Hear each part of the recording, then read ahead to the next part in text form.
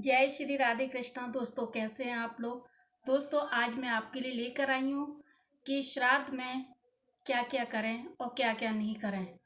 तो जानिए, मेरे साथ बने रहिए। वीडियो के माध्यम से आप सभी को बताती हूँ कि पितरों का श्राद्ध कैसे किया जाता है। दोस्तों, जो पितर होते हैं, ये इनके लिए श्राद्ध महापर्व होता है। ये 16 दिन के लिए हमारी पृथ्वी पर आते हैं। पहला दिन पूर्णमासी का होता है, जो कि एक दिन वो गिना जाता है, और 15 दिन तक श्राद्ध चलते हैं, तो इनको 16 दिन तक श्राद्ध करते हैं। दोस्तों, ये पितरों के जो श्राद्ध आते हैं, ये साल भर पीछे हमारे यहाँ पर पृथ्वी पर आते हैं और अपने लोगों से मिलने के लिए आते हैं। इसीलिए इनके श्राद्ध किए जाते हैं। इनको तृप्त किया जाता है, इनको प्रसन्न किया जाता है, ताकि हम लोग खुश रह सकें। ये हमसे बहुत प्रसन्न होते हैं जब हम इनके लिए कुछ करते हैं। श्राद्ध बहुत ही श्रद्धा का विषय है, इसीलिए श्राद्ध को अच्छी तरह से श्रद्धापूर्वक करना चाहिए। ब्राह्मणों को भोजन कराना चाहिए। कोई भी मासिक धर्म से स्त्रियां अगर मासिक धर्म से हैं तो वो इस भोजन को नहीं बनावें, क्योंकि पितर नाराज हो जाते हैं और वो कभी भोजन ग्रहण ही नहीं करते।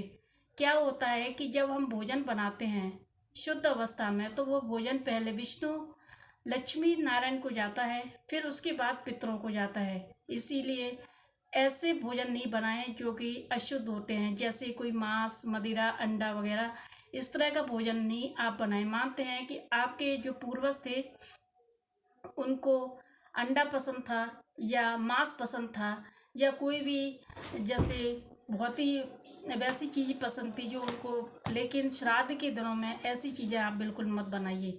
जैसे अंडा वगैरह हुआ, मांस मदिरा हुआ, ऐसी चीज़ें आप बिल्कुल भी श्राद्ध के दौरान बिल्कुल नहीं बनाएं, क्योंकि सबसे पहले जो भोजन बनता है वो हमारे लक्ष्मी नारायण का भोग लगता है, फिर उसके बाद ही पितरों को तृप्त किया जाता है। इसीलिए पहले भगवान का भोग लगाते हैं। आप वैसे भोग नहीं लगाते, लेकिन जैसे हम ब्राह्मणों को भोग लगाते हैं ना, तो उनको क्या है, वो पहले भोजन हमारा भगवान के पास जाता है, फिर उसके बाद वो पितरों को दिया जाता है। तब हमारे पितर वहाँ पे तृप्त होते हैं। इस बात का ध्यान रखिए। कोई भी ऐसा जैसे प्याज है, लहसुन है, ऐसी चीज़ों से आप भोजन मत बनाइए। ऐसे भोजन बहुत ही अशुद्ध होते हैं और हमारे पितर नाराज हो जाते हैं। भले ही आप धरती पर कुछ भी खा लीजिए, लेकिन मरने के बाद जो पितर बनते हैं वो एक देवता बन जाते हैं, और उनके भोजन बहुत ही सावधानी पूर्वक बनाना चाहिए। इस बात का ध्यान रखिए। आइए जानते हैं कि ये श्राद्ध कैसे मनाते हैं। पृथ्वी पर पितरों का महापर्व होता है, इनका श्राद्ध किया जाता है, और ये श्राद्ध होने वाले दिनों में बहुत ही सावधानी पूर्वक रखनी चाहिए।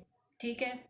पितरों की तृप्ति के लिए गरुड़ पुराण, मत्स्य पुराण, पद्म पुराण, स्मृति ग्रंथ व धर्मशास्त्रीय मान्यता के आधार पर देखें तो पूर्वजों के निमित्त या पितरों के निमित्त श्राद्ध कर्म करना चाहिए।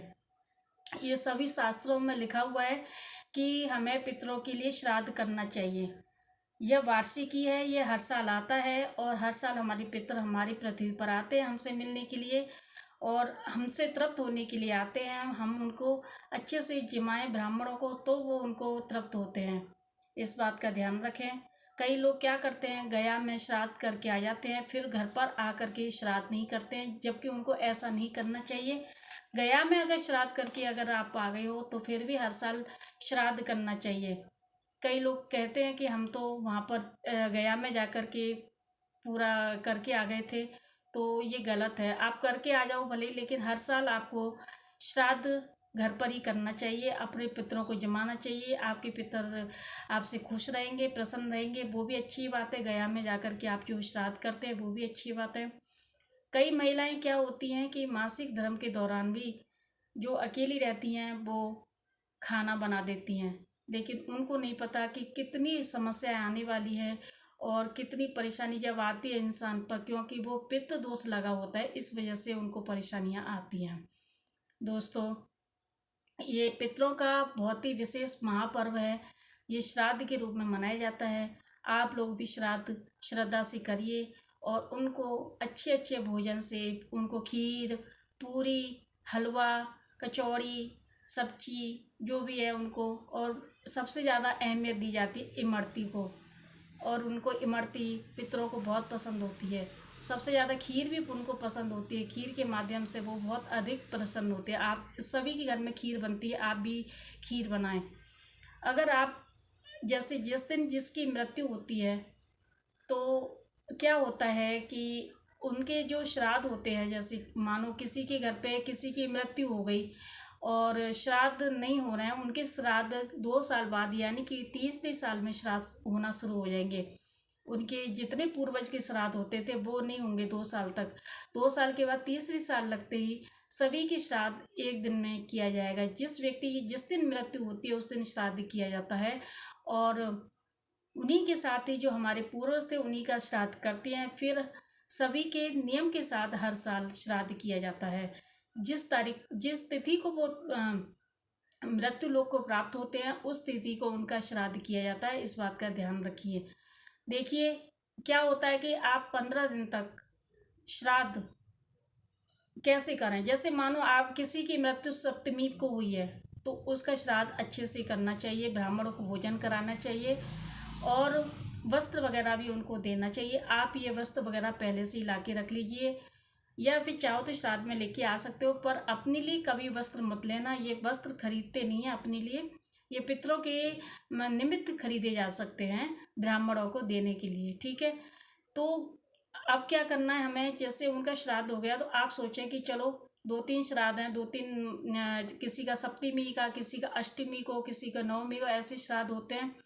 हो गया, बाकी के दिनों में आप फ्री रहते हो, किसी का श्राद्ध नहीं पड़ता है। तो ऐसे में क्या करना चाहिए हमें, सुबह जब भी खाना बनाएं सबसे पहले श्राद्ध में, तो आप पहली रोटी गाय के लिए जरूर निकालें, दूसरी रोटी आप कौए के लिए निकालें या एक रोटी में से 4 टुकड़े करके एक गाय को खिला दें, एक ऊपर कौवा को जो आते हैं पक्षी उनको डाल दीजिए, तीसरी कुत्ते को डाल दीजिए और चौथी चींटी वगैरह के लिए आप निकाल के रख दीजिए।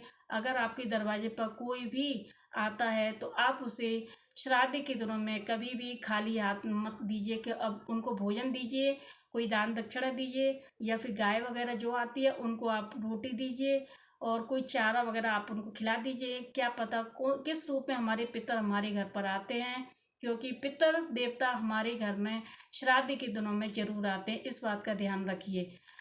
क्या होता है कि कई लोग अवहेलना करते हैं कि कहीं नहीं होते हैं पितर, कहीं नहीं होते हैं, लेकिन ये जब अगर शास्त्रों की बात की जाए तब मंत्रों के द्वारा आपको पता चल जाएगा।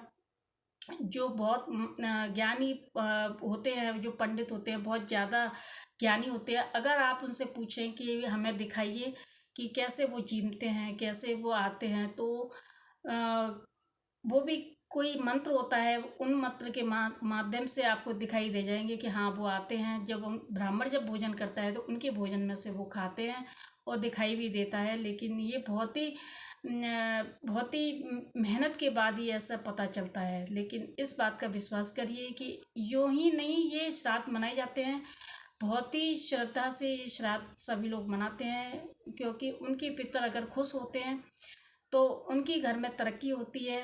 क्योंकि क्या होता है कि भगवान को एक बार भले ही खुश मत करो, लेकिन पितृ देवता को जरूर खुश करना चाहिए, क्योंकि वो हमारे अपने हैं और हमें सब कुछ अपना दे करके गए हैं। हम उनके हैं, हमारे वो पूर्वज हैं।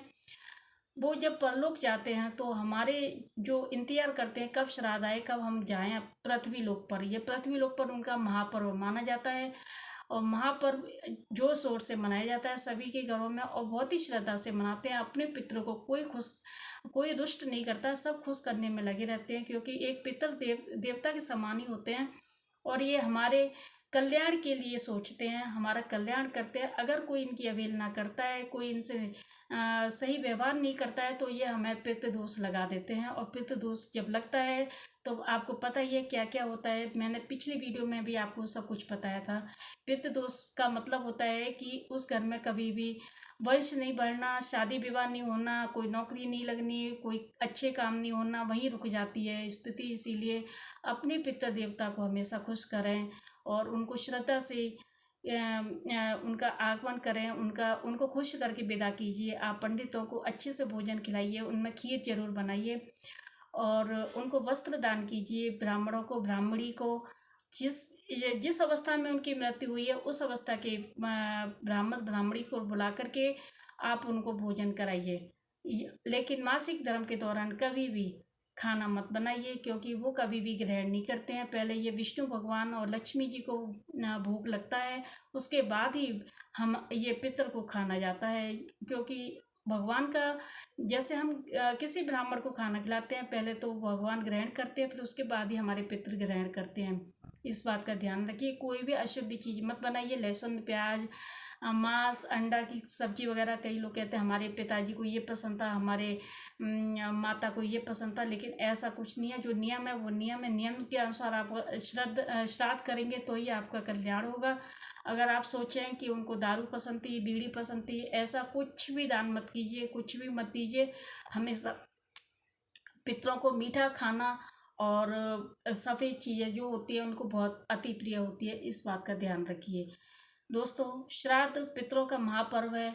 और इस समय अब ये पूर्णमासी से शुरू हो जाएगा। पूर्णमासी को चंद्र ग्रहण भी है। चंद्र ग्रहण के समय क्या होता है कि कई जैसे ये रात को पड़ेगा चंद्र ग्रहण, कई जगह तो ये दिखाई भी नहीं देगा, लेकिन सूतक 12 घंटे पहले सूतक लग जाते हैं। तो आपको कुछ नहीं करना, सुबह जल्दी अपना उठ के और श्राद्ध करना है। जिसका पूर्णमासी को श्राद्ध होता है वो श्राद्ध आराम से कर सकते हैं, कोई टेंशन वाली बात नहीं है। और अगले दिन फिर दोबारा किसी का श्राद्ध पड़ता है तो आप वो दोबारा भी श्राद्ध कर सकते हैं। लेकिन ये श्राद्ध 16 दिन तक चलते हैं पूर्णमासी सहित। और ये अमावस तक ही श्राद्ध चलते हैं। अमावस को भूले भटके, जो आपकी तिथि नहीं याद है किसी की, कि किसी की तिथि याद नहीं होती है, अमावस वाले दिन उनका श्राद्ध किया जाता है। इसीलिए एक साथ श्राद्ध कर देते हैं। अमावस वाले दिन लास्ट समय होता है और भूले भटकों का श्राद्ध किया जाता है। तो ये जानकारी आपको कैसी लगी मुझे बताइएगा ज़रूर। जय श्री राधे कृष्णा।